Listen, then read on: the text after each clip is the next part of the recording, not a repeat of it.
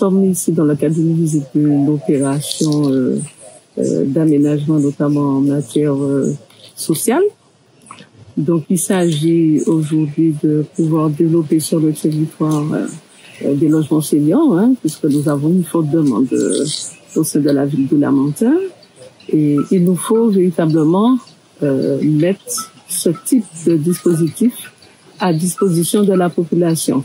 Au-delà de la mise en place de résidences seniors, il nous faut des espaces d'expression pour la population, que ce soit pour les jeunes, les moins jeunes, les seniors. Donc, la mise en place notamment de maisons associatives, pourquoi pas, d'une crèche, parce que nous avons une forte demande sur l'ensemble du territoire.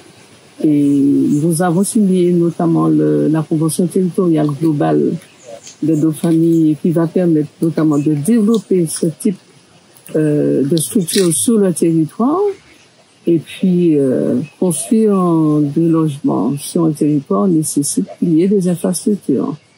Donc, on aura nécessairement un aménagement, notamment avec un parcours sportif, pour que puisque vous savez que nous avons développé un contrat local de santé, et l'enjeu majeur, c'est développer la santé mentale et favoriser l'épanouissement de notre population. Donc, quand on est en santé, donc on limite, on prévient un certain nombre de maladies chroniques. Et puis, il nous faut travailler nécessairement sur la transmission, le lien intergénérationnel. Donc, nous allons développer une offre de proximité où nous aurons un ensemble avec des seniors, des jeunes qui pourront cohabiter avec des équipements pour favoriser l'épanouissement, par exemple, de leurs enfants ou des seniors.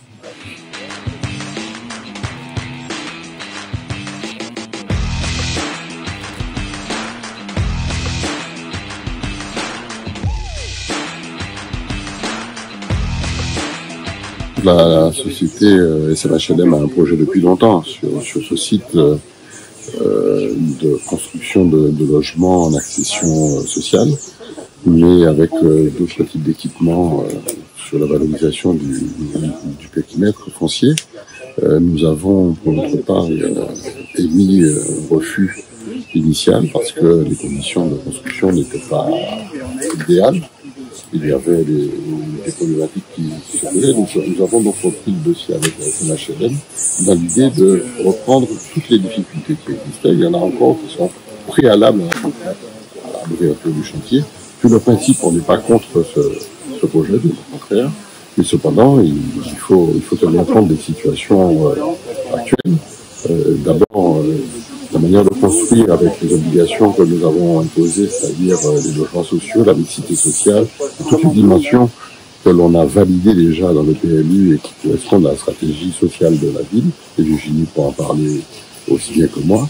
Et puis sur le principe même du permis, il y a des préalables, je le disais. On est dans un secteur qui n'est pas très bien desservi, d'abord sur la route communautaire qui est trop petite pour accueillir des résidences supplémentaires, parce que ça génère du transport, donc il faut revoir la voie d'accès. Il y a la desserte en eau potable suffisante, la desserte et la gestion des eaux usées qu'il faut assurer, et puis surtout la contribution électrique avec EDF qui est insuffisante. La puissance que l'on trouve sur le quartier ne permet pas aujourd'hui de créer une structure supplémentaire, donc il faut renforcer la puissance électrique par EDF. Donc tout ça, ce sont des préalables qui doivent être vus par le producteur et par les concessionnaires. Et puis enfin, il faut peut-être revoir le projet dans sa dimension d'intégration environnementale pour que le traitement hydraulique soit bien fait, que la loi sur l'eau soit respectée et qu'il y ait une nouvelle étude hydraulique en fonction des constructions qui sont arrivées après pour tenir compte d'un environnement particulier. Nous avons insisté sur le caractère environnemental de la construction, les économies d'énergie, la production d'énergie renouvelable, bref, tout ce qui fait la qualité d'un projet aujourd'hui dans les règles du PLU que nous avons fixées, y compris la diminution presque totale de l'imperméabilisation des sols. C'est important, notamment sur les parkings, il faut à tout prix construire des matériaux absorbants plutôt que de faire du béton. Il y a des techniques que nous allons peser de toute façon dans le projet. Et puis, on ne veut pas non plus densifier la zone, que ce soit une opération massive. Au contraire, il faut que le projet puisse permettre une respiration à la fois humaine et naturelle dans le quartier, qui n'est pas une densité très forte sur la zone.